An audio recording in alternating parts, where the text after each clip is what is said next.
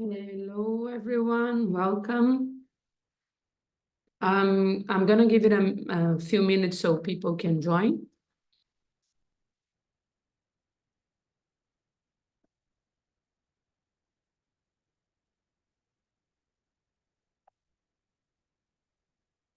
Mm.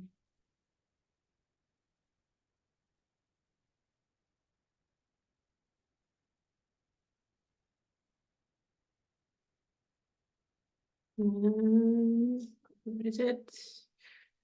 Well, in the meantime, I would love if you could put on the chat where you are joining from, and if you have any code experience, like meaning from 0 to 5, meaning 0 you have zero experience coding, and 5 you have some. Although remember, this is a complete beginning workshop for the 3 days, so don't worry, I'm not searching for a 5. It's completely okay if you have none. It's just so I can have an idea of how the next 3 days are gonna be. Hi, Carolina. Well, I had zero experience a few years ago as well, so no worries. Dallas, Texas, UK, Lígia from Brazil, to Brazil. Nice. Cool. Canada, Netherlands. That's not, well, this is something that you should know. My name is Sophia, by the way, welcome everyone. And this is Anouk, and there's also Truffaut walking around there. Over the next 3 days, you might see them quite a lot. They are basically in every recording that I am at CodeOp. They really like coding. They are like my coding assistant. Anouk, well, I need to teach, so stay here for a bit. Thank you.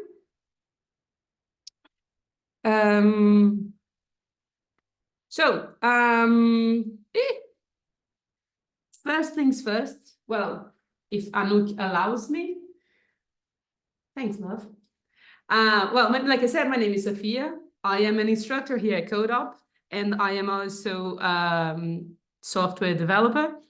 I, like most of you who are mentioning that have zero tech experience, I also had like zero tech experience or background a few years ago.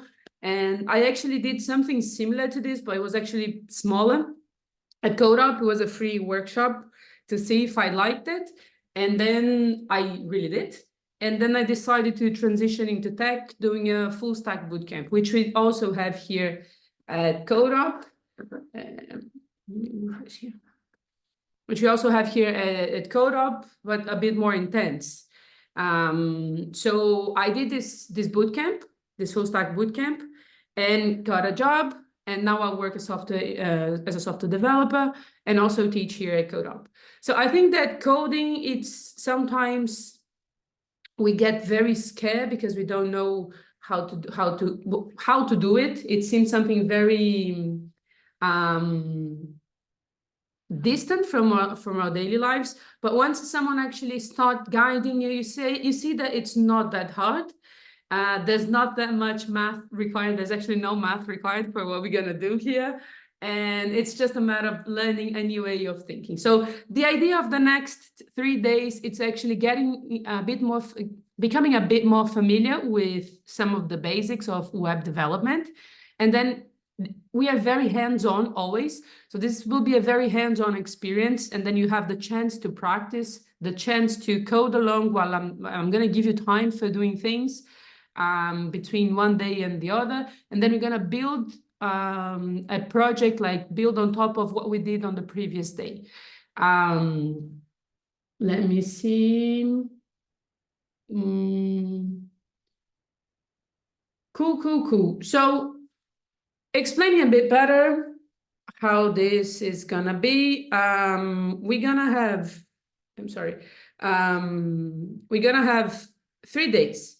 We're gonna learn about HTML, CSS, and then on the 3rd day, we're gonna learn something called Bootstrap, which is a tool build, like it's a library for CSS, which is the design. I will explain what this means in a bit.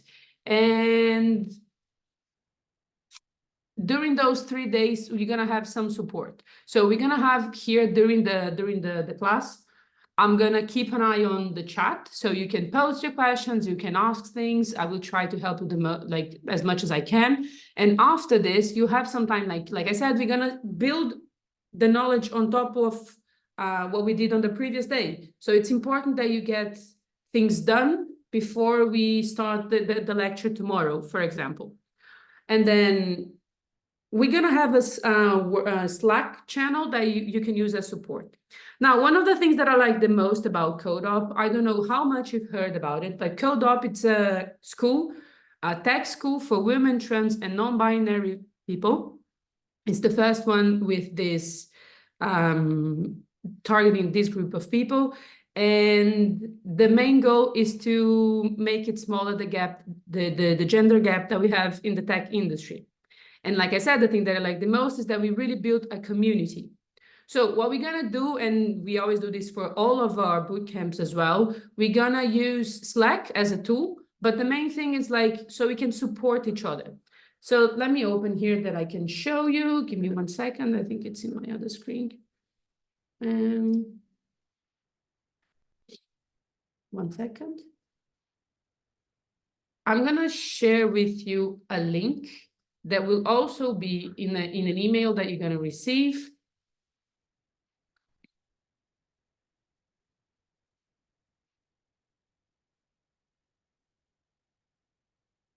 And what I want to show you is this.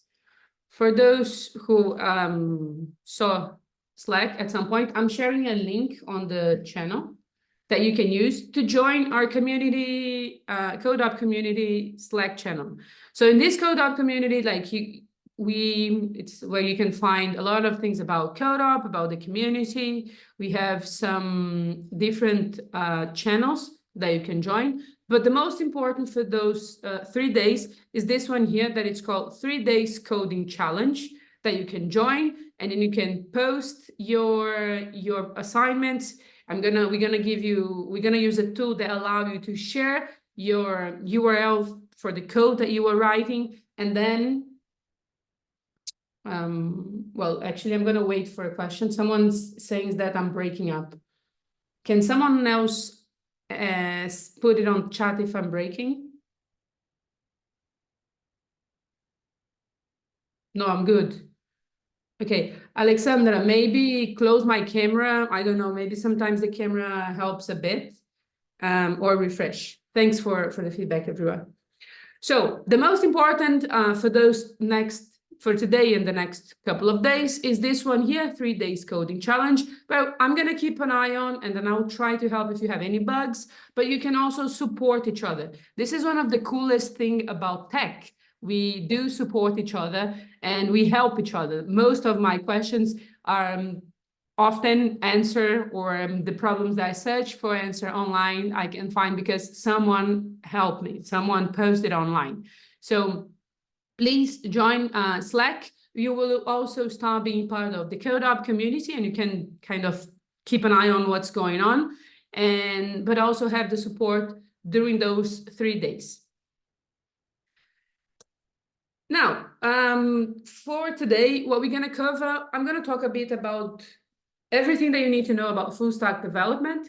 I'm gonna talk about the difference between full stack front-end and backend, the skills that are required for those things. I'm going to talk a bit about the job market for those full stack developers. I will explain what is a full stack developer. Some projects, actually, I'm going to show you the project that we're going to build. And then the focus of today, it's talk about HTML. So I'm going to explain what is HTML, how to write the code for HTML, and then you're going to have a chance to code. I'm going to do some live coding. Every day I'm going to do live coding, and then you can do with me or afterwards. Then obviously I'm going to open a session for a Q&A, but honestly, you feel free to ask anything on the chat. I will answer as we go as soon as I can. I'll keep an eye on the chat, so feel free to ask anything.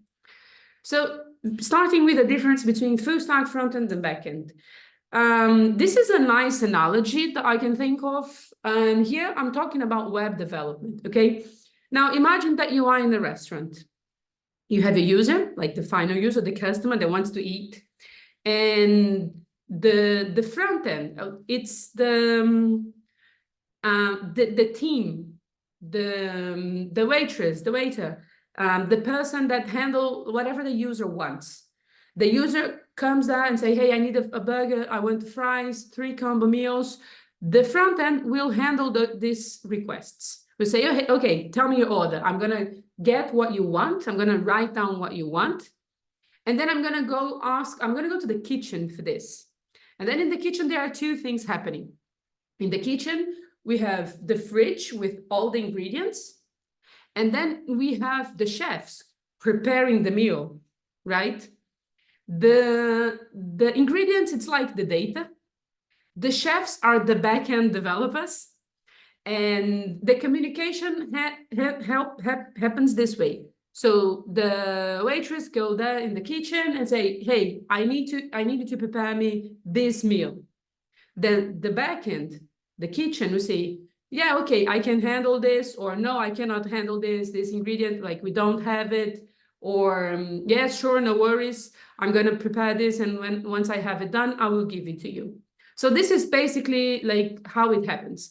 The front end is the developer building everything that it's related to the user's requests. And also it's in communication with the backend, sending the request and then actually getting the food when it's ready and sending to the client. It's like this bridge of communication. Whereas the backend will process these requests and then send a response that will either be a meal or will be, I don't have this ingredient today, or something like this. So it's the same thing in the real world. Like in tech, the difference will be this.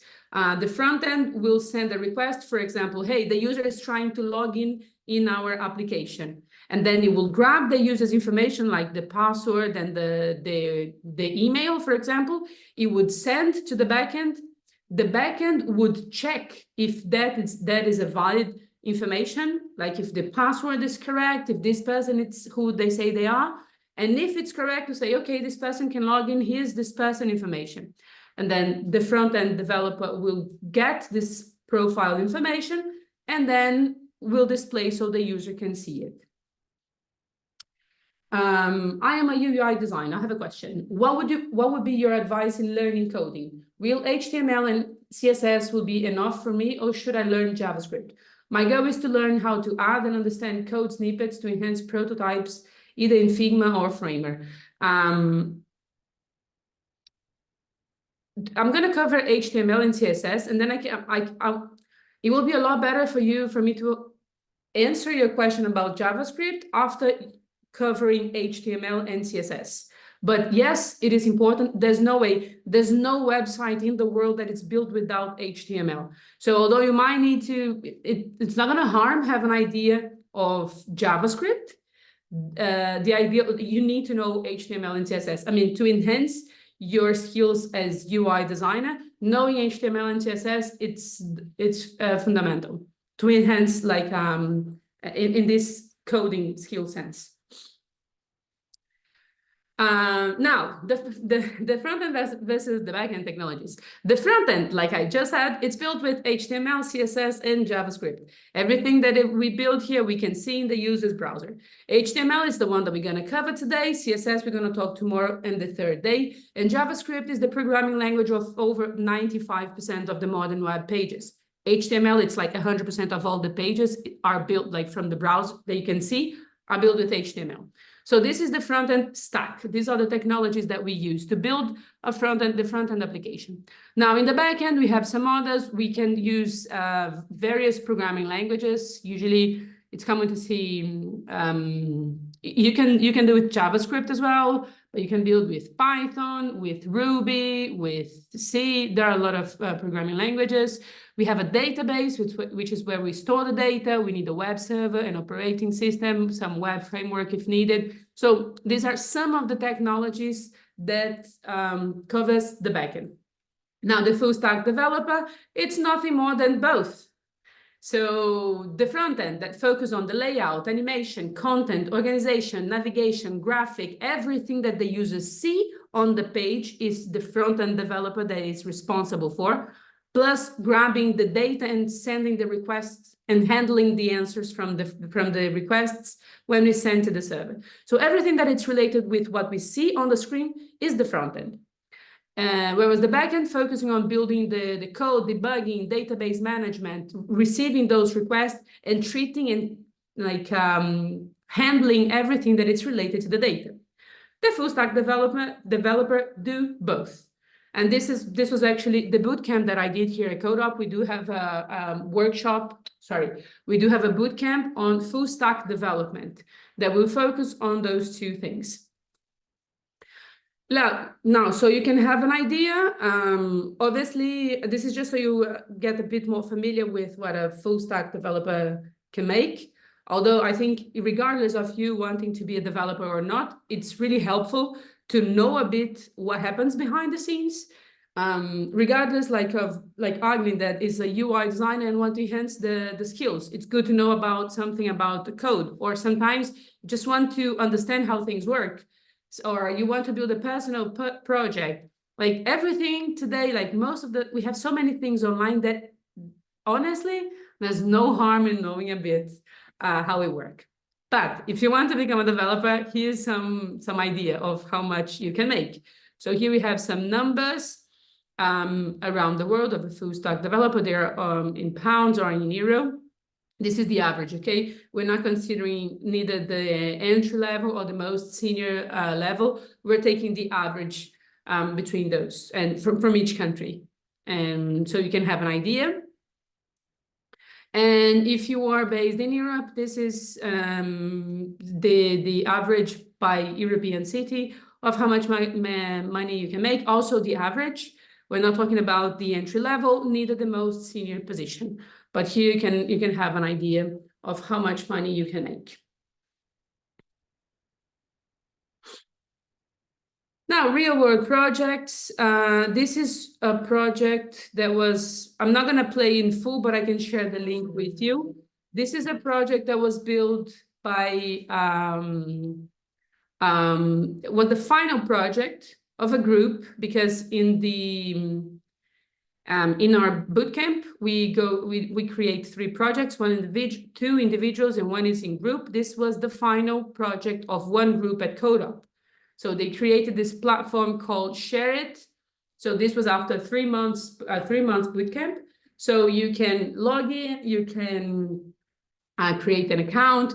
And the idea is that you add something that you can kind of share with other people. And there's a price. Instead of buying something new, maybe I just want this board game for a night and my friends are coming over.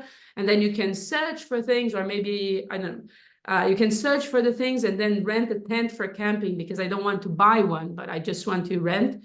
So you can post this offers, you can browse through someone else's offer, you can reserve, you can see a map where is located, and you can create, for example, a live chat. This is a very complete full stack MVP, minimum viable product, but this is actually super cool. And that's it. It was built by a group as their final project. You have user experience, like user feedback. So you have those flags being added. You can log in and log out, like I said, as other user. You can filter, you can add the filter functionality and all of those. So in each one of those features that I've mentioned, apart from the user feedback, there is there's front end and back end involved in this. You can see here the chat, it's also working. You can talk with different users. I can share this link with you and you can take a look afterwards. Okay. And just so you know, this is what we're gonna build at the end of the 3 days. We're gonna build like welcome to my city page. I'm gonna actually add a couple more things, but we're gonna add buttons that we can hover over. We're gonna add a static image here. We're even gonna have a nav bar that collapses here. And then you can have this hamburger button menu here. So this is the idea of what we want to build over those 3 days. But before we actually start styling it and making it look nice, let's start talking about HTML. What is HTML? It's, like I said, is the standard language for creating web pages.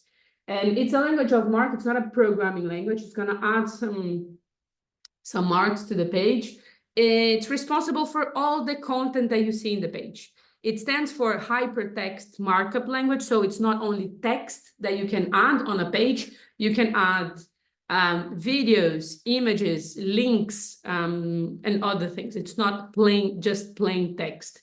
And like I said, all the content, if you see like a heading, a paragraph, an image, anything that is related to content was added in that page with HTML. All the pages that you see online, they are built with HTML. However, it will describe the structure of a page, not the appearance. So tomorrow and the day after, we're going to talk about styling.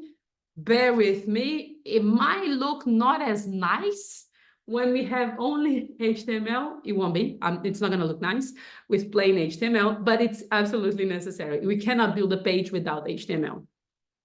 Now, every time we think about tech and you think about code or anything like this, she's really cute.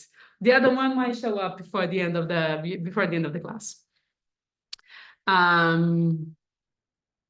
They became coders with me. Well, I'm from Brazil, and they also came. I'm based in Barcelona. They came with me, and they were not so much into being at the computer. But since I became a developer, they just like, okay, I want to be here with you. I'm also gonna code. They are in every CodeOp lecture. It's like impressive. The best assistants ever, and the best co-workers that I could have.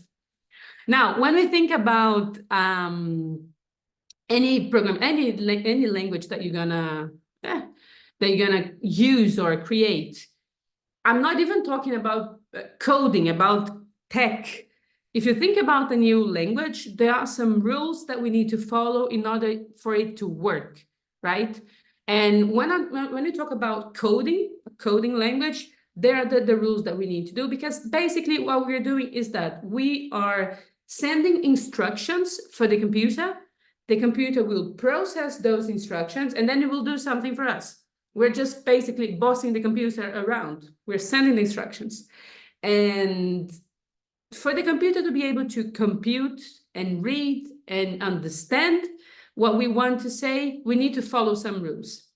Usually there is a specific syntax, usually no, there's always a specific syntax for each language. And in HTML, we're gonna use something called tags. This is the structure of HTML. This is how we write HTML. We're gonna use tags. Those tags, they usually go in pairs. We have what we call opening tag and closing tag. Those tags will always use these angle brackets.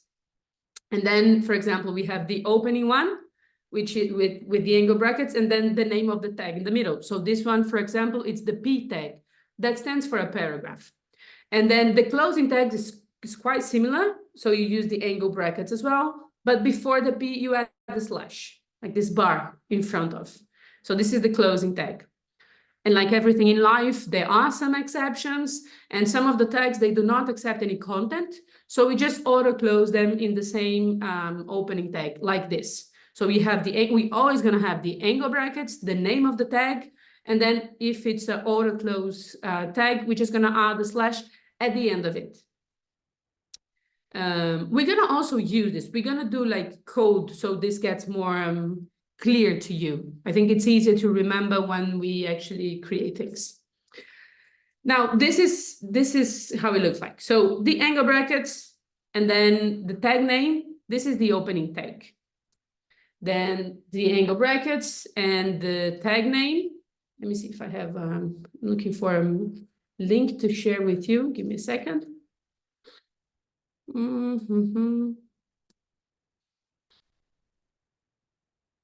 me see. Yes, found it. So this is the tag name. So closing tag with the forward slash. And then in between the opening and the closing tag, we're going to place some content. For example, if this was a paragraph, I would have the opening tag, the closing tag, and in between the tags, the text content of the paragraph. This would be the content. Now, those three things together, the opening tag, the closing tag, and the content, it's what we call the HTML element. Now, I'm going to share another link with another another page with you. I just shared on the chat. Let me opening here. This is the nerdy me gets really happy with this. This is a periodic HTML periodical table where you can see all the tags that we can use. For HTML, we cannot. We need to use the tags that exist. We're going to use what they provide. So we need to use something that exists. And this page, it's quite cool because it can actually filter for you, for example, all this dark green, it's the text content. So if we come here in the text content and you click on the P tag, where is it? Come on. P, show me. Okay, maybe it's crashing. But this should be showing what does it stand for. I think it's crashing. It's too slow, my computer. I don't know what's going on. Yes, it does remind me of chemistry as well. And it was one of my favorite subjects at school. So when I saw it, I was like, this is so cool. Anyway, here you can understand a bit. I think it's just like HTML periodical table. Let me see if there's another. What is this one?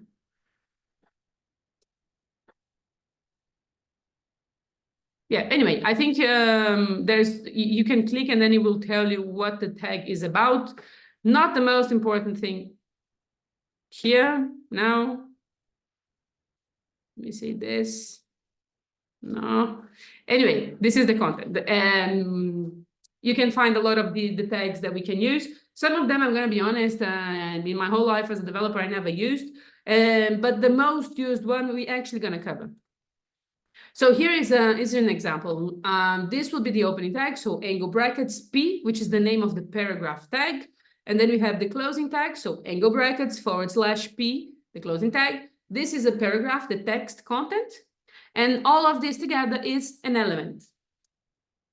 Now, the other thing about HTML is like we're going to create those elements. We're going to place them. Not working for us to the table. Yeah, maybe they are doing something. They are fixing something or something like this. I don't know. I'm going to double check later. Otherwise, I will try to find another page that I can share with you, or you can just Google like, okay, what is this P tag? But at least you can have the filter, like this is text content, or what was the other one? Sectioning, documenting, web components, like you can have an idea. But the ones that I can already tell you, the ones that you're going to use the most are the text content, the content sectioning, those two here, the green ones. It's the one that you're going to see the most. Most specifically, the text content.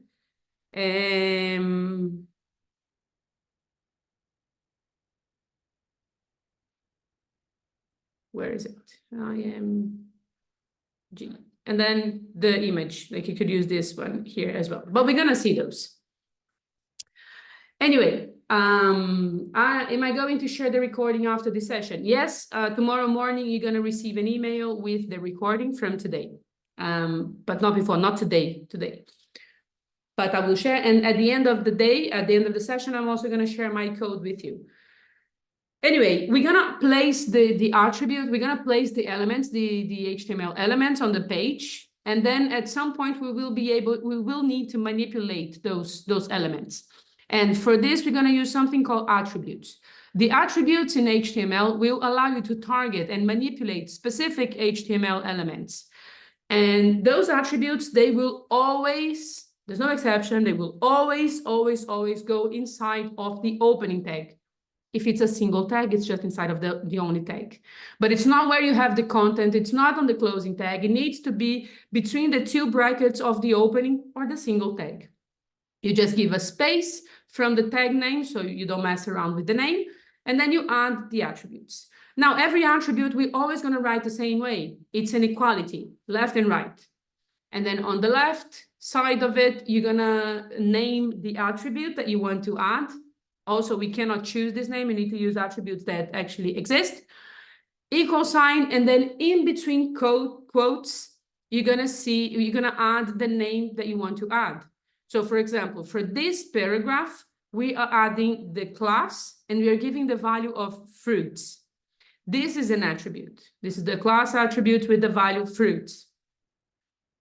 Is there such a table for CSS? No, not that I'm aware of. There are more content about CSS, and CSS is a bit more robust. We have more properties and more options.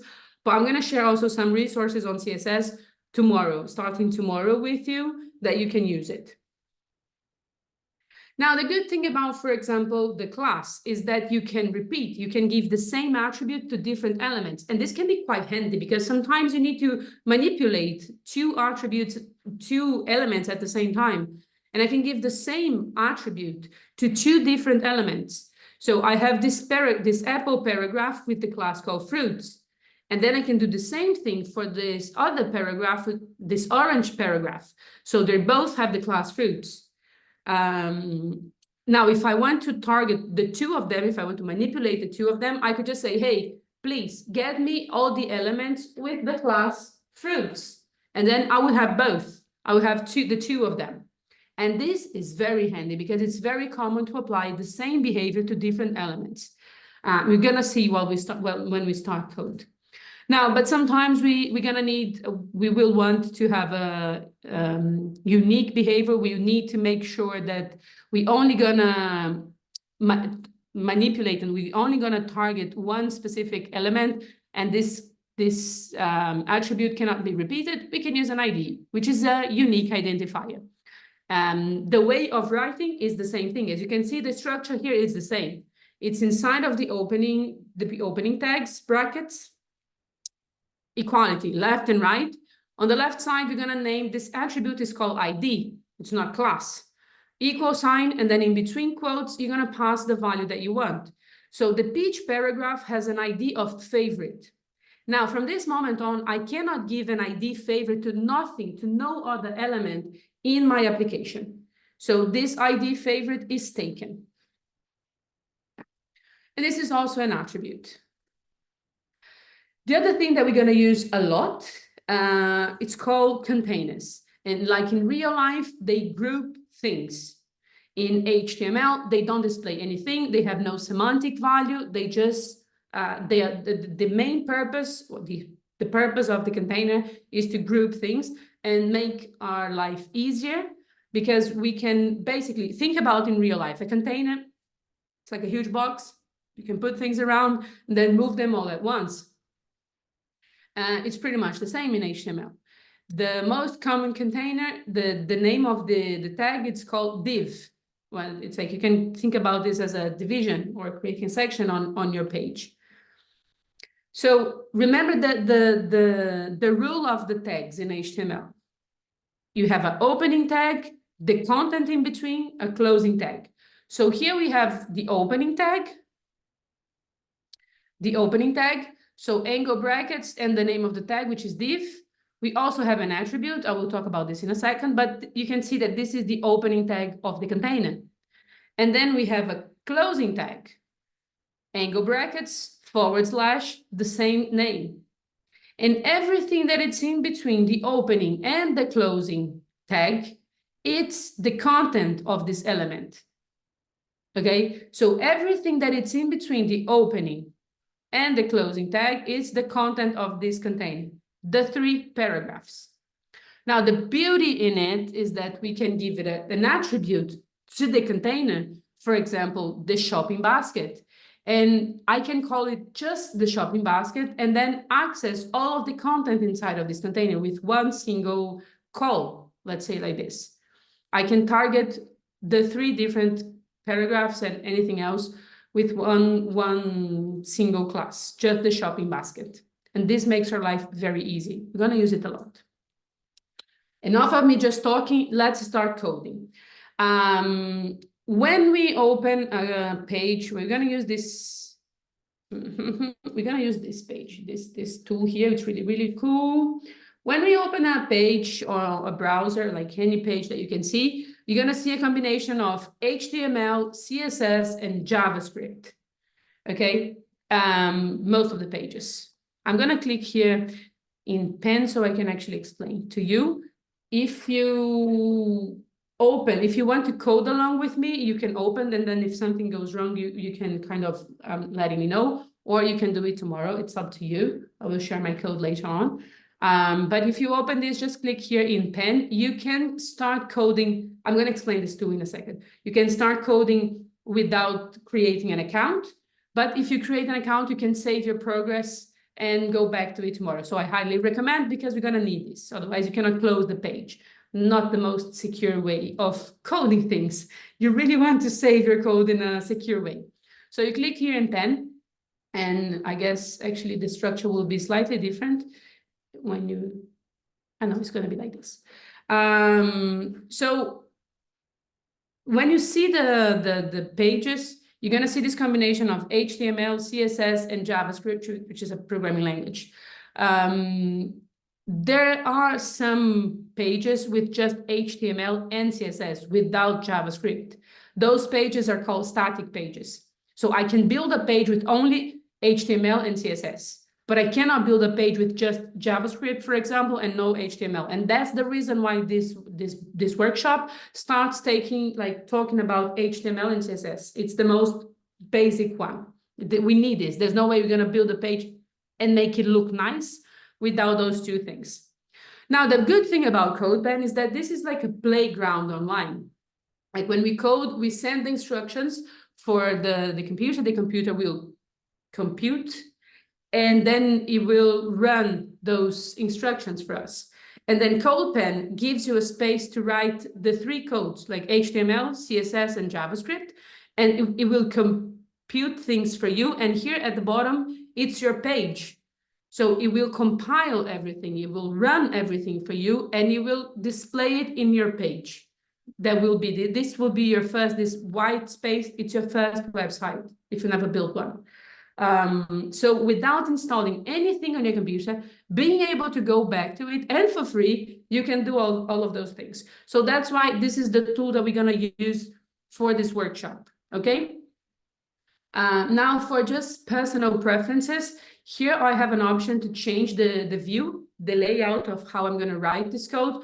I prefer to actually have the code on the side like this. And I'm also going to collapse the JavaScript and make the CSS smaller, because, like I said, we're not touching JavaScript, and CSS I'm going to start talking tomorrow. Okay. Any questions so far?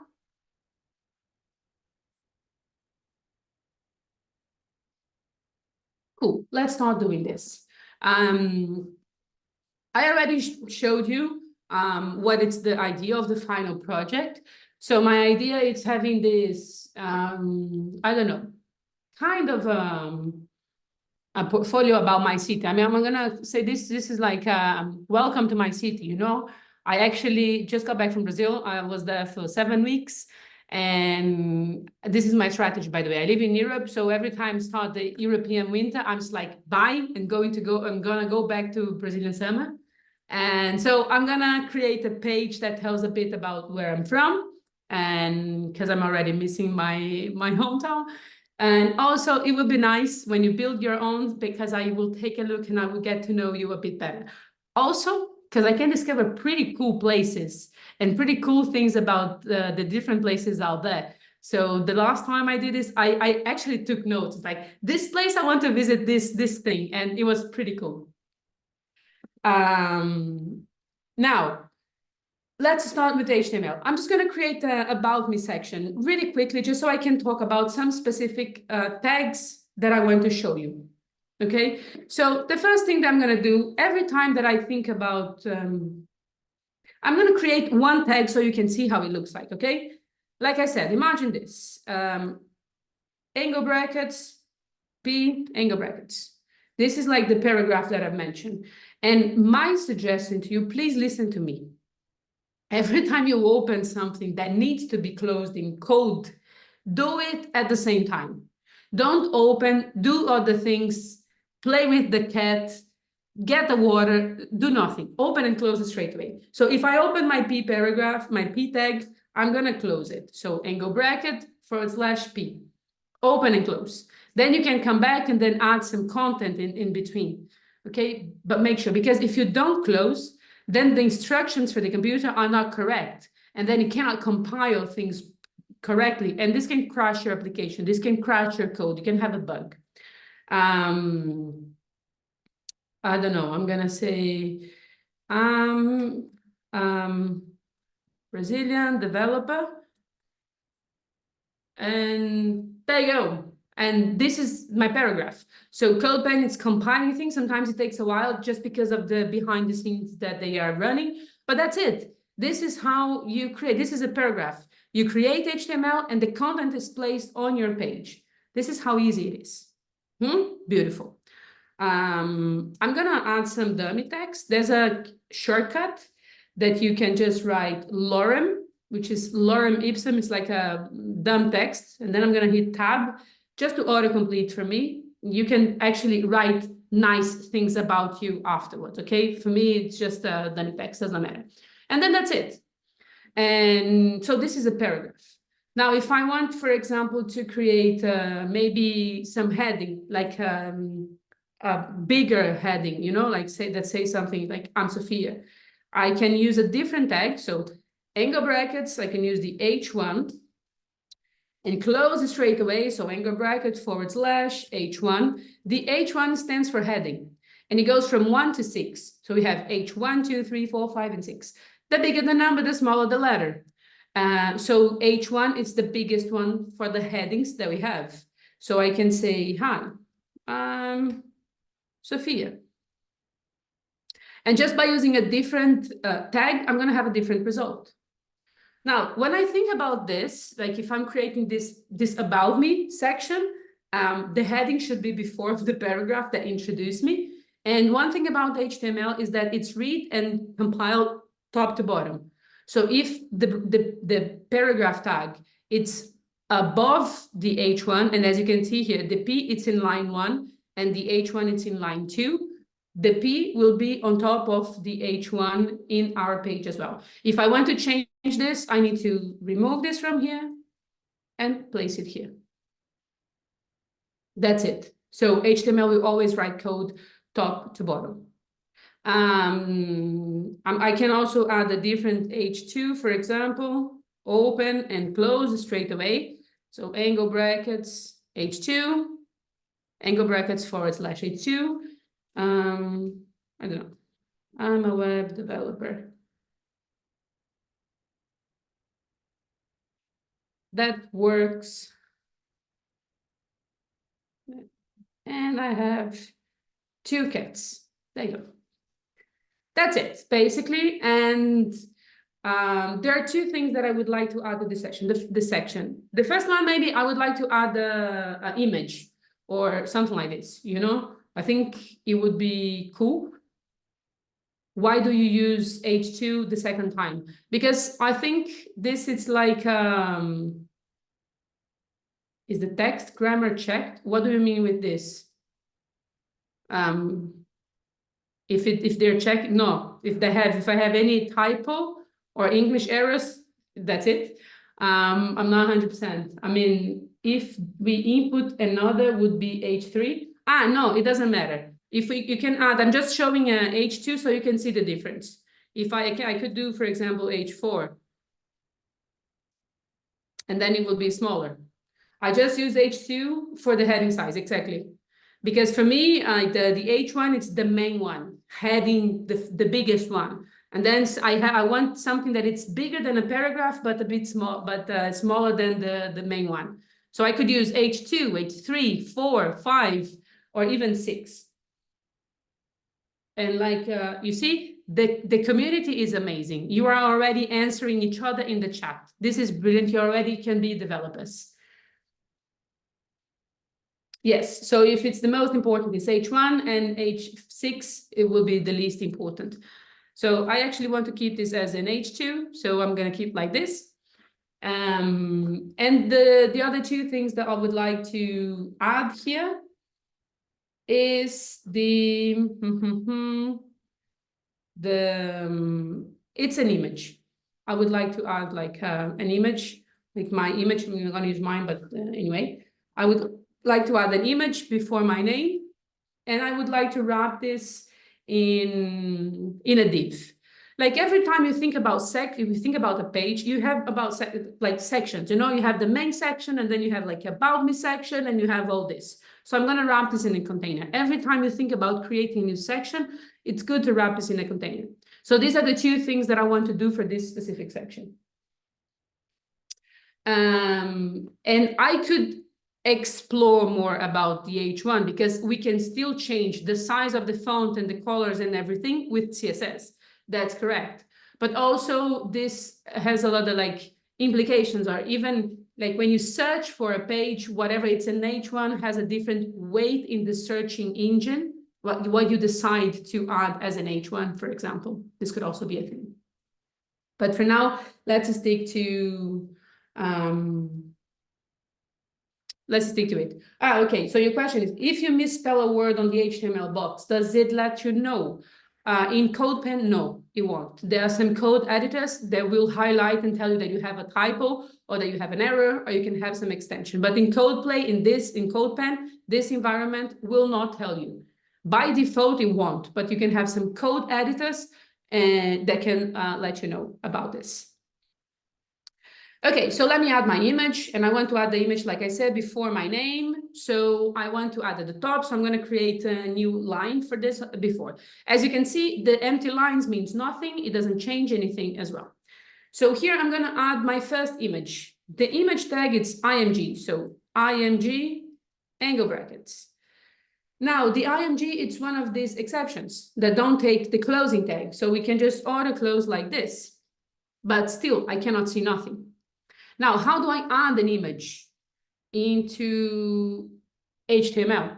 I'm saying, hey, HTML, please render an image here in my page. And HTML is like, yeah, sure, cool. Which image? Where is this image coming from? So you need to pass the direction for this image. I'm going to go to Pixum. Lorem ipsum is the dummy text. It's like a random text. Lorem Pixum is just the image generator. I'm going to get this one to get a square size. You just get random images every single time you refresh the page. I'm going to share this as a resource with you as well. I'm just going to copy this for demo purposes. And when HTML asks you, okay, where does the image come from? You need to pass the source of this image, where this image comes from. And then there is one specific attribute for whenever you use an img tag. This is always, if you use the img tag, you need to add the src attribute. It's the source of your image. Now remember the syntax of the attribute, it's an equality, left and right. So on the left, the name of the attribute, then equal sign and quotes. And then in between the quotes, you're going to pass the value, the URL of your image, just like that. And then it will compile, and that's it. The image is rendered on your page. If for some reason you, instead of using Lorem Pixum, you are just like, I don't know. This is my city, by the way. If you want to get an image, I don't know, or even this is the about me. If you want to get an image from Google Images or something like this, you need to right click, and then you're going to have two options. Okay, you're going to have copy image, and you're going to have copy image address. You need to copy the address. It's where the image lives in the internet. So you copy the address, and then you paste as the source of your image here between the quotes. Now, I know you're going to ask me, what if I want to add an image from my computer? It's the same thing. You're just gonna need to pass this image would need to live in your project while you were developing, and you would need to pass the path from where this code is until the image. This, it's not possible in CodePen with the free version. So for now, we're gonna work with URLs, okay? The syntax would be the same. And if you want at some point to pay CodePen, there's an option that you can upload the images to the folder, and then you just pass the path here in between the quotes. But for now, we're going to stick to the URL. So this is the image added. And then the last thing, like I said, I want to wrap this in a container. So I'm just going to open one div here, and I'm going to close after. So angle brackets, / div and div. And I'm going to do something to make my life easier, which is give a tab. I'm going to hit tab here and give some space. This that I'm doing, it's called indentation. By the way, the image is changing because every time I do some changes, it refreshes and fetches me a new image. This is how Lorem Pixum works. Now this space, it's called indentation. For the computer, it means nothing. As you can see, it changes nothing. But it really helps human readability. We do write code for the computer to compile, but we write code for humans to read. And the humans can be yourself in a couple of months. And honestly, if I don't keep my code organized and I need to go back to it after a while, I mean, I want to keep my code clean, otherwise I can't even understand what I did. And if you do this indentation, you can take a look and straight away, I can see that this image, the H1, the H2, and the paragraph are inside of this div here because of the indentation. So it really helps readability.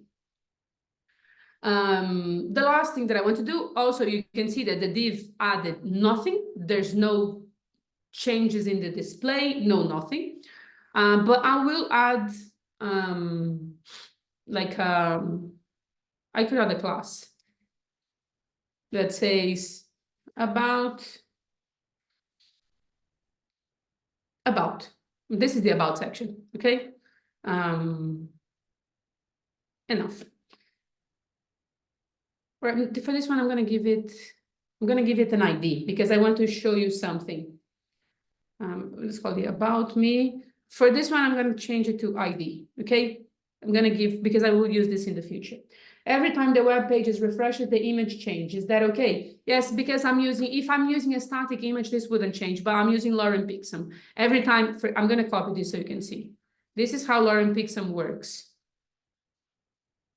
What is ID? ID is just an attribute. Let me show you. This is the thingy. And then I paste another one. It's the same link, but they randomly create a new one. Behind the scene, you can have this huge URL and they're changing and they're just getting a new one. But if you have a static URL, this wouldn't happen. Now, I give an ID that from this moment on, that means that no other tag in my project can have the ID about me. This is a unique identifier. I'm not going to use it now. I'm going to use it later. Most specifically tomorrow, because I will want to style this section properly. Okay, so this is the about me, okay? That's it.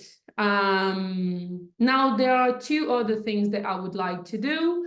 Maybe I'm gonna create like a welcome to my city. Let me think. Yes, welcome to, I'm gonna put the name of my city, and I want to create a navigation bar. These are the two other things that I would like to do. So I need two sections for this. I want a section. I also showed you that my final look, the idea is to have, there's one thing that we call hero section, that it's the beginning, the landing page. Like when you open a page, like any page, you're gonna have, like even if I open, I don't know, GitHub, not GitHub is not CodeOp.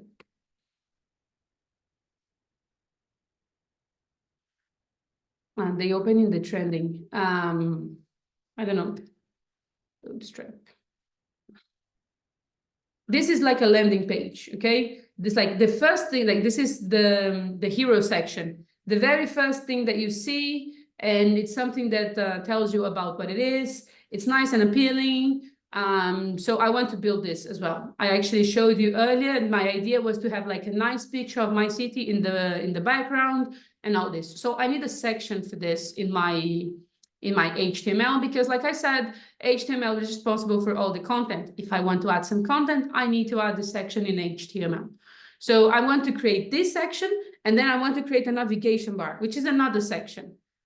So for organization purposes, I'm going to keep them in separate divs. Now, those two I want at the top. So the nav bar, it's the very first thing that I want at the very top, like something that you can navigate with a couple of links. And then this other section before the about me. So if I want to add things before, like I said, I need to create the lines above. So the first thing that I'm going to do is I'm going to create a div for this welcome to my city, welcome to Belo Horizonte. So angle brackets div, angle brackets / div, and take a look at this. I just open, I create my divs, right? If I go here in the middle of the divs and I hit enter, CodePen will already put my cursor like 2 spaces in or 1 tab in. It will indent my cursor for me as a good practice because it's better. So I'm going to just create a H1. So angle brackets H1, angle brackets / H1. Welcome to Belo Horizonte. This is the name of my city, by the way. It will be like this. It's just the content. So that's it. And then the last section that I want to create is the nav bar that, like I said, it's at the very top. And for this, I'm going to actually add a different container. There is one container that is specifically for navigation bars that it's called nav. So angle brackets nav, angle brackets / nav. And again, if I go in between the opening and the closing tag and hit enter, my cursor will be indented. And then there's a new thing. So the navigation bar, it's nothing more than a collection of useful links that the user can, that you provide for the user, right? And there is one specific tag for links in HTML that it's the A. The A tag, it's short for anchor, which is basically I want to anchor this with an external link, something like this. So I'm going to open and close, for example, and let's say that this would be a link that takes you to the About Me section. If I can write properly, About Me. Then you have it here. It doesn't look very nice, but it's okay. But there are certain things that we need to fix. Also, I want to give this, I forgot to give it a class to those two. Maybe I should give it straight away. I will. I'm just going to give it a class to those things. I'm going to call this my-navbar. And I'm going to give it a class to the other one. That will be the intro. Just so I can target later, okay? It's going to leave the code ready for tomorrow. Now, I told you that this is a link, but I cannot click. It's not doing anything, you know? Because the second thing is, you're telling, okay, HTML, please redirect my user to a specific place whenever the user clicks this link. And HTML will say, yeah, sure, I can do this. Where do you want me to redirect the user to? Where do you want me to take your user? Give me the reference of where I should send the user. Now, like the image has its, like the attribute that it's mandatory to use, the A also has. And the A, it's also we're going to use here inside of the, remember, attributes that we're going to use inside of the opening tag. There is an attribute called href. It's the reference, the HTML reference of where you want to send the user to. And remember, this is an attribute. So href, it's the name of the attribute, $, and then quotes. The moment I actually add this, can you see that it changes? It's now clickable. I can actually hover over it here and click. It's not taking me to anywhere because I'm not passing anything. But I can do add, for example, I'm not sure if they can handle this. I would need to.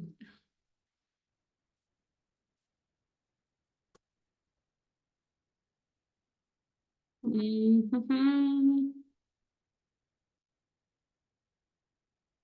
Let me see if they can handle this. No, if I open in a new tab, if I open in a new tab, it will work like this. Okay, you can pass the URL and it will work. It's not gonna open here. It will crash if I do. Pros and cons of working with a cat on your table. Having the cat destroying your phone. Sorry. Did you put the opening and closing tabs correctly? The closing tab has a slash in it. Opening, closing. I think I did. Do I have a typo? Someone has a, sorry to disturb. I wrote a H1 heading, but that word displays as normal wording. Can I share the screenshot? I don't think you are able to share the screenshot on the chat, but you can copy the text, like the text and paste it here. But thanks for helping it, Court. But you can paste here, Joshua. Now, this is how the href works, but obviously, like I said, CodePen cannot handle because this is like they are compiling our page here. So I'm gonna refresh this. I'm gonna save this first. Please don't lose everything. It didn't. And if you want to open in a new tab, give me a second. Okay, you are missing the closing div. You're missing the closing angle bracket for the div, and you are missing the closing tag for the div, Joshua. You're missing two things. You're missing the angle bracket after the ID, and then after closing the paragraph, you also need to close the div. Just add the angle bracket after the opening tag from the div.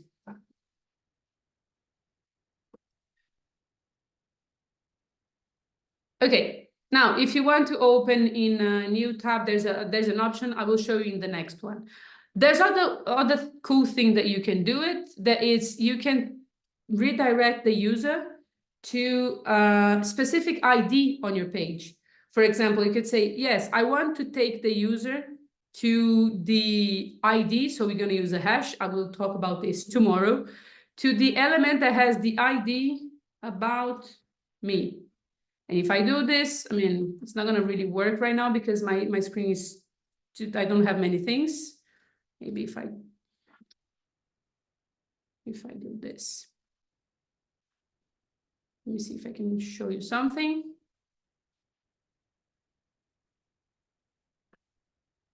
I just want to make my screen smaller, okay? But that you can see, look, if I point this, I'm gonna make this bigger, but my point is if I click here, it will redirect to the About Me section. And how this is actually working, because I am saying that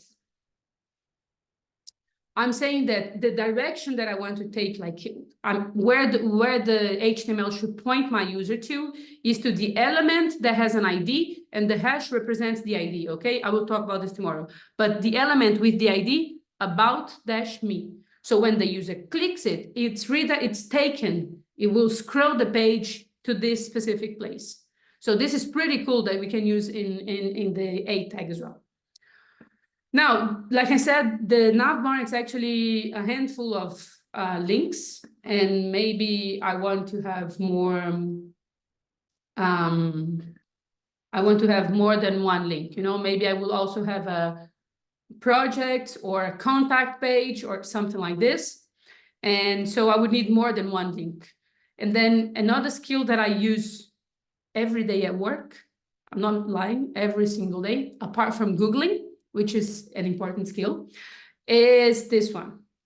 If I need, like, let's say 3, I need 2 more links, I can just copy and paste, and then fixing whatever I need, you know, I'm gonna tweak a couple of things, like I don't want them to take to the same place. And then the second one will be, instead of about me, will be, I don't know, my projects. No, not my projects, will be I don't know, where I'm going to talk about something like this. I'm going to talk about my city, places, or I don't know, contact. I don't know, something like this. places to visit. You know, something like this. You just copy, paste, and then tweak whatever you think it's necessary. Copy and paste, it's a thing. We're gonna use this a lot. You can always, I'm all up for copy and paste. There's no developers that will protect their code and say, no, you cannot use. This doesn't exist in our world, which is pretty cool in my opinion. As all you need to know is what are you copying and where you are pasting so you can tweak to fit your project. So it's really common that you're going to take someone else's code and you need to adapt to your purpose. For example, I'm going to share my code with you all, but I mean, you can print your own personalities. You can create more divs. You can create another section, you know, you can copy, you can see that we have this class and then you have the H1 and something like this. You have the links, but you can tweak, you can make it more personal to your project.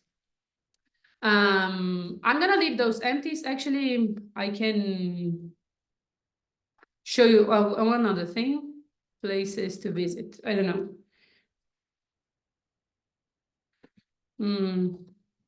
Places to visit in Belo Horizonte. And I'm just gonna grab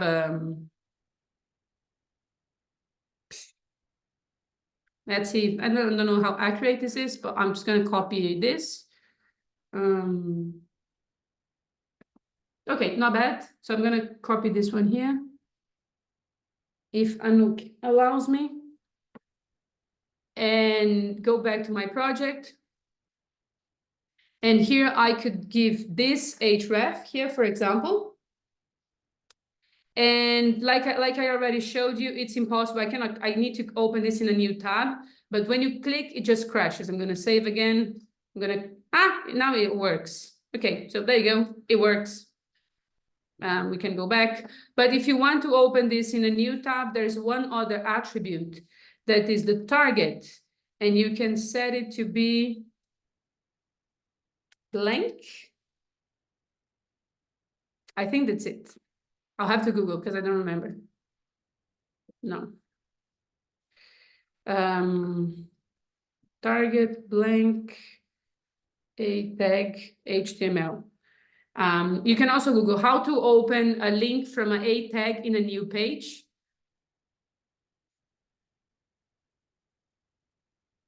And that's it. So let me copy and try again. Maybe I'm doing I have a typo.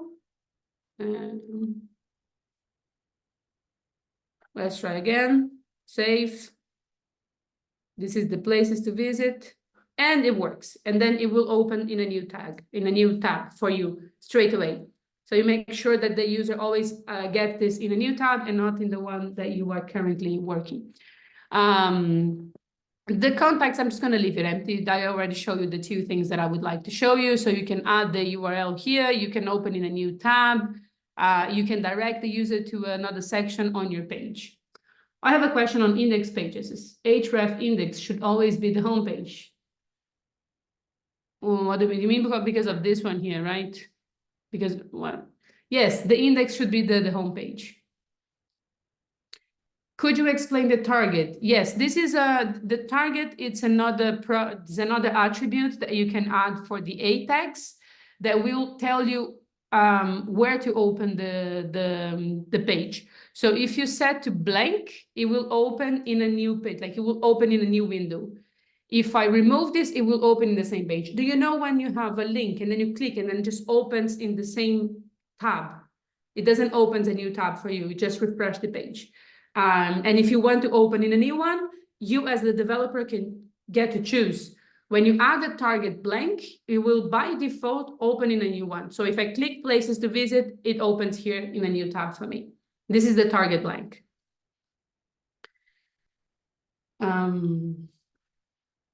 Okay, more questions.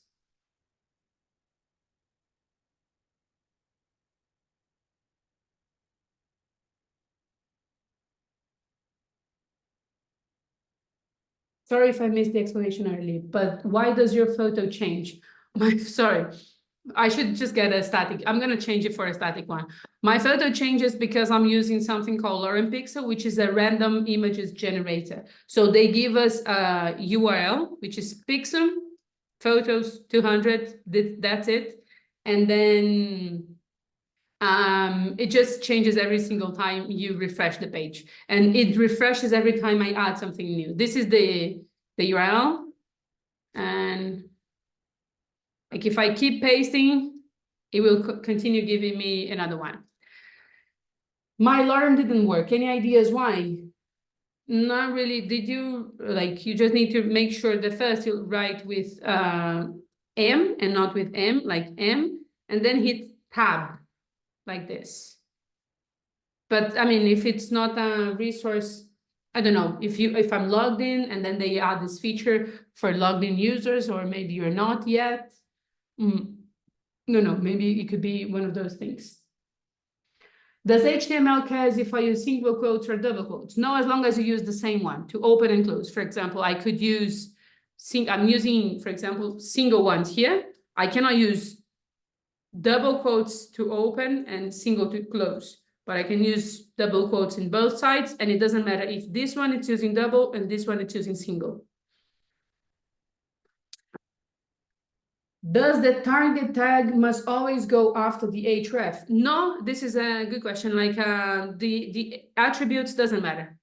The order doesn't matter. I could remove and add it here. It will work just the same. They will all be added to the element. What happens if you don't have the nav? Does the link don't work? The nav, this nav here, I can comment this out. By the way, every single line of every single programming language, markup language has a way to ignore text of code. In HTML, if you wrap anything in angle brackets, exclamation mark, dash, dash, dash, dash, angle brackets, everything that it's in between those two things will be ignored. So you can see that now it's grayed out. It means that this is not being compiled by the code. And you can see it doesn't change anything. The nav is just a container. And like I said, the container is just work for group things. They don't do anything else. They don't have semantic value. I'm just wrapping this in the container because I want to organize my code and then being able to target everything at once. It's a lot easier to manipulate the entire container than each one of the individual elements inside of it later on. That's why I have the container. And also, it looks pretty neat and more organized. I can see that this is my navigation bar. I can see that this is my intro section. If anyone that takes a look at it will understand. Can I ask why the hash is for the with the href in the about me? I'm going to talk about this tomorrow, but every time that we want to target an element by the ID, even in CSS, we're going to use the hash. So I will explain about this tomorrow, but if we're talking about IDs, we use the hash to reference, say, hey, this is a ID. Search for the element with the ID about me. Are the containers more for organization and for reference? If it comes back to your old code, did I understand that correctly? Yes, but not only. So the purpose is to organize, but tomorrow you're going to see that we're going to use the containers a lot to style. So yes, it helps a lot with readability. When you get back to it, you're going to see that it makes a lot more sense. And actually, I'm going to share this code with you. And because everything is wrapped in its own container, it's a lot easier for you. For example, if you want to search the reference for the navigation bar, there's the container of the navigation. You can go directly to that container and check the code. You don't need to check. You can even collapse this container, for example. If you just want to focus on the navigation bar, for example, you can collapse the others and just take a look at those. So it makes readability easier. But not only, it makes our life, when we need to style things, a lot better.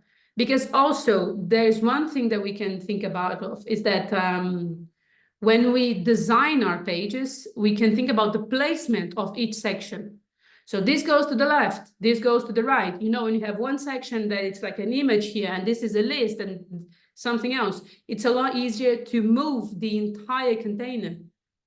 So for displaying and styling, the containers will help us a lot. Tomorrow, we're gonna style we're gonna style things individually, but most of the things we're gonna use the container for styling and placement. How to reorganize nav links so that the new nav links located under the previous links. Just change the order. For example, if I want to add a new link, like here, angle brackets A, angle brackets /A. This is the new link. And I need a href for this. Imagine this. This is my new link. And I want the new one to be before the about me. I need to remove this from here and place it on the top of the other one, of the previous one. Wait, this is not organized.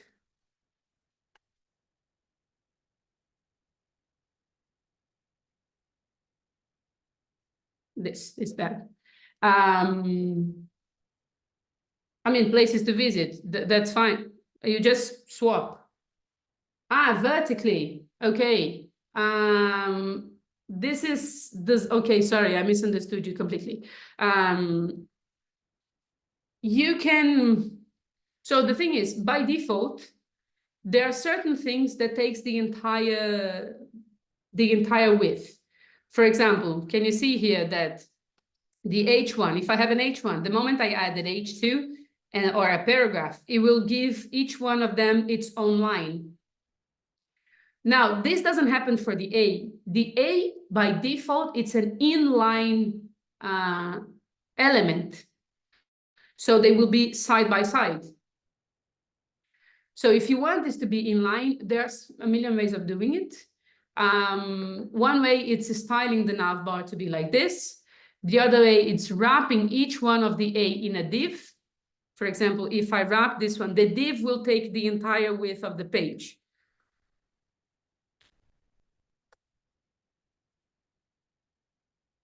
Then the about me will have everything. But this is a lot easier and better handled with CSS.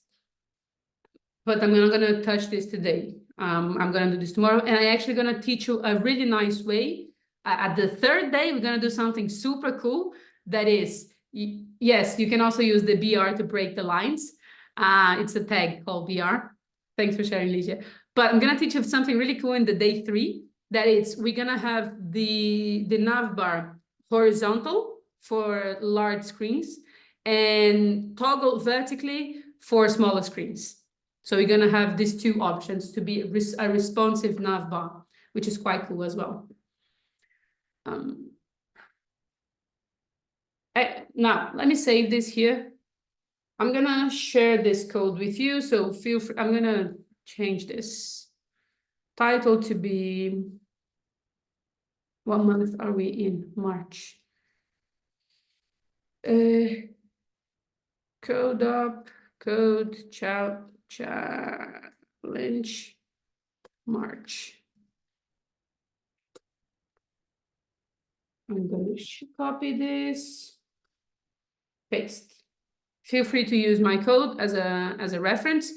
Now, what I would like you to do, go back here. What I would like you to do is, I have some homework. Like I said, we're gonna build tomorrow. We're gonna style this HTML that we did. Okay, so I'm gonna use the same code base. I'm gonna continue working on this specific project. So I hope you have your code done so you can do the same. Now, obviously, you don't need to do exactly the same thing as I did. You can use my code, like I said, as a reference. You could add, for example, please add more meaningful information about you, about your city, about things that you would like to share. You can have more sessions. You could have, for example, a session about you, but you also could have a session about your city, like places to visit. You can even search for more tags. For example, add a list of your favorite places. you would need to Google. And this, it's a really important thing. There's another resource that I can share with you that I quite like. W3 School.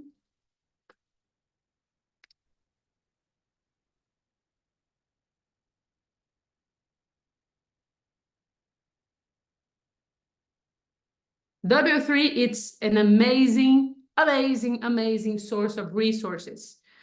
You can see here, I'm going to use tomorrow. I'm going to show you a couple of things about CSS using W3 as well.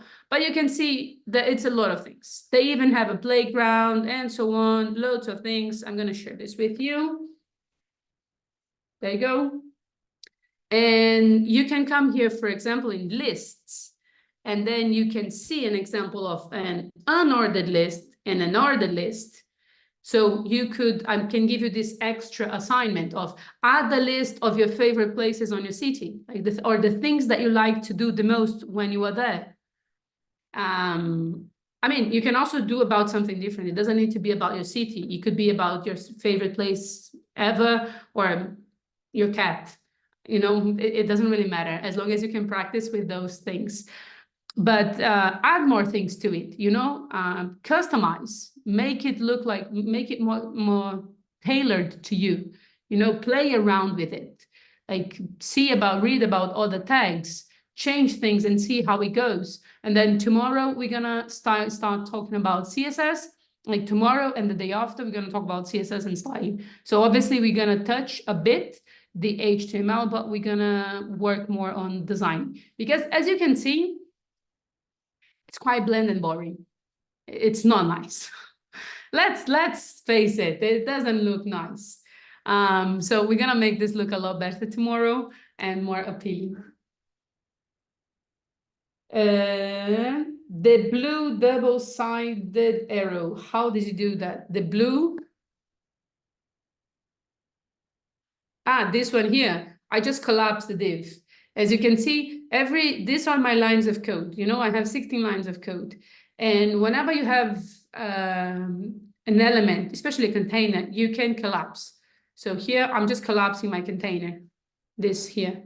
The code is still here, but maybe if I want to collapse to focus, for example, in the nav bar, which is the section that I'm currently working on, I can do this and then just uncollapse and open. To design a button, would you do that in CSS? Yes, I would, 100%. Like I would just, because I will just show you, okay, how beautiful it looks, a button with plain HTML. I'm gonna add here. There is a button tag. And /button. Beautiful button. Look how beautiful is this. It's really bad. So you need to create the button tag and then you style this in CSS, but you add all the styles in CSS later on. If you press the line next to your div, it collapses or yes, this is you answering. You're a great community. You are the best. Come on. I'm loving this.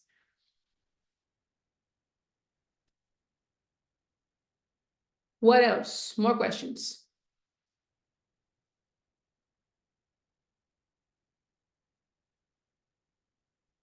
Okay, so I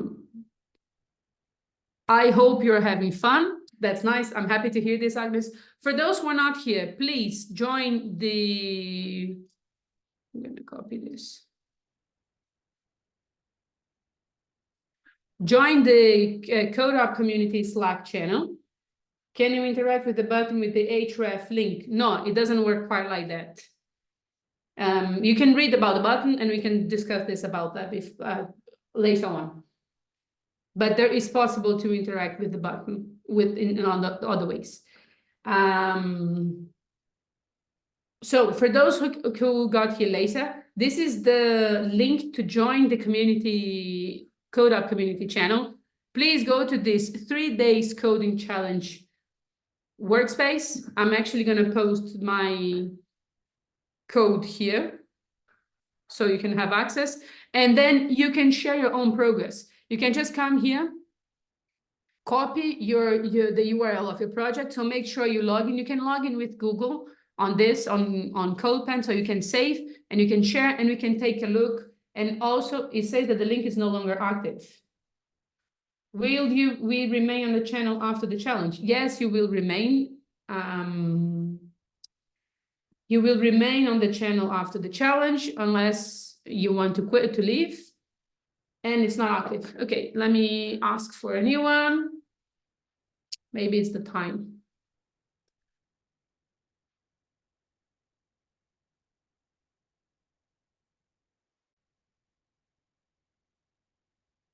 This is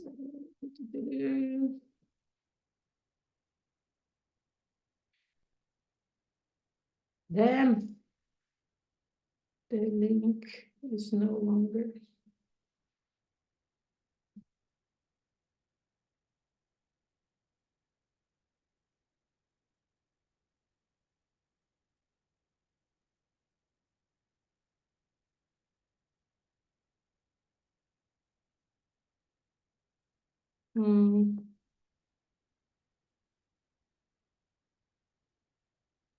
Okay, I asked for a new one and I can share with you.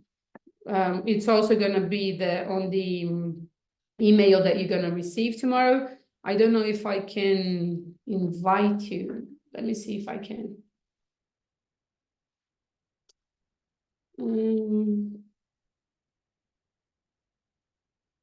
People. Let me see. I can't. Well, what I can do for now, if you want, I can send you an invite if you send me your email on the chat. Can someone just try? I joined it. Okay. Can you click? I mean, I don't know what happens when you click the link actually, because I'm already there. Yeah, for me it works. And it doesn't say that it's not active. Can someone click the link and let me know if it works now?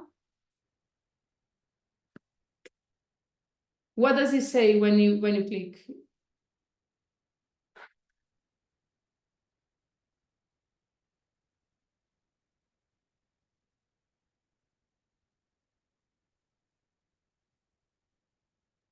Okay, thanks, Agni.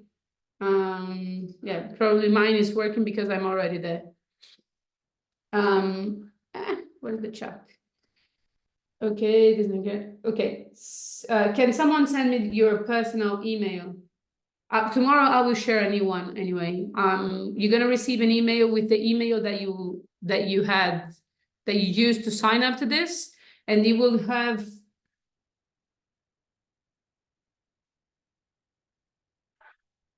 Okay, the initial Slack link that you posted work. The first one, I think it's the same.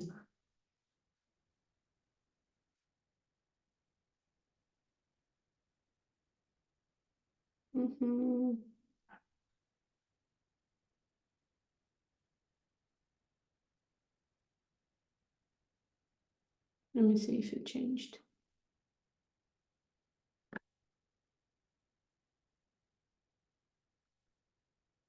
I mean, this is the first one that I shared. Anyway, you're gonna receive an email. For those who are staying here, I'm gonna try to add you manually. I'm not sure if it's possible, but the ones that share me the email here. But your main task is do this. I already share my code. You can use it as a reference. Tomorrow you're gonna receive an email with the recording and also the link, a new link to join Slack if you didn't have the chance. As soon as you receive, click to sign in and join the community channel. You can come here and then use this 3-day coding challenge if you need any support. Okay, so you can help each other here. I will keep an eye on as well if you have any questions. Oh, it worked. The second one worked. Okay, this last one that I just shared, maybe I shared a broken link. I don't know. I hope you had fun. That's really nice. Obrigada, Vanya. I hope you had fun. I really look forward to seeing you all here. We're gonna continue working on this and then learning how to make things look nice.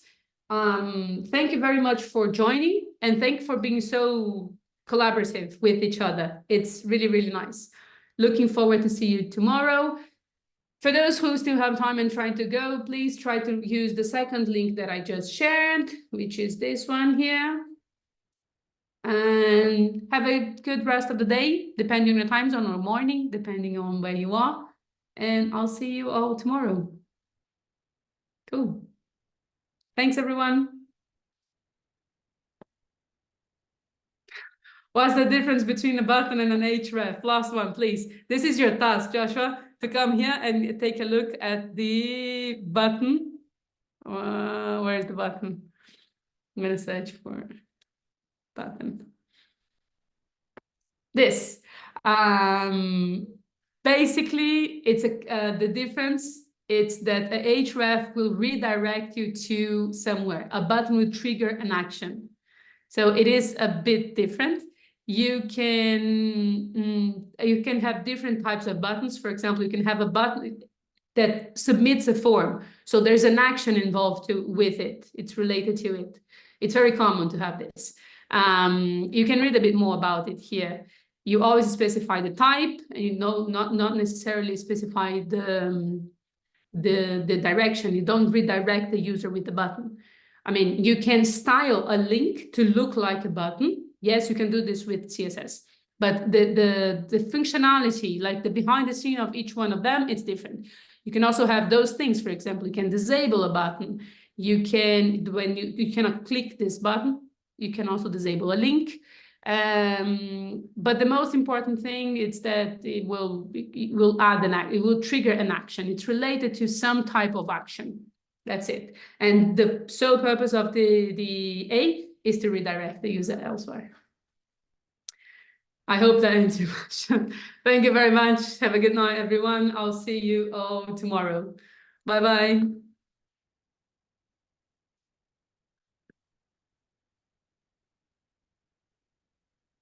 I'm happy that it worked. Happy days. I hope to see you all on Slack. I'm going to post a message there.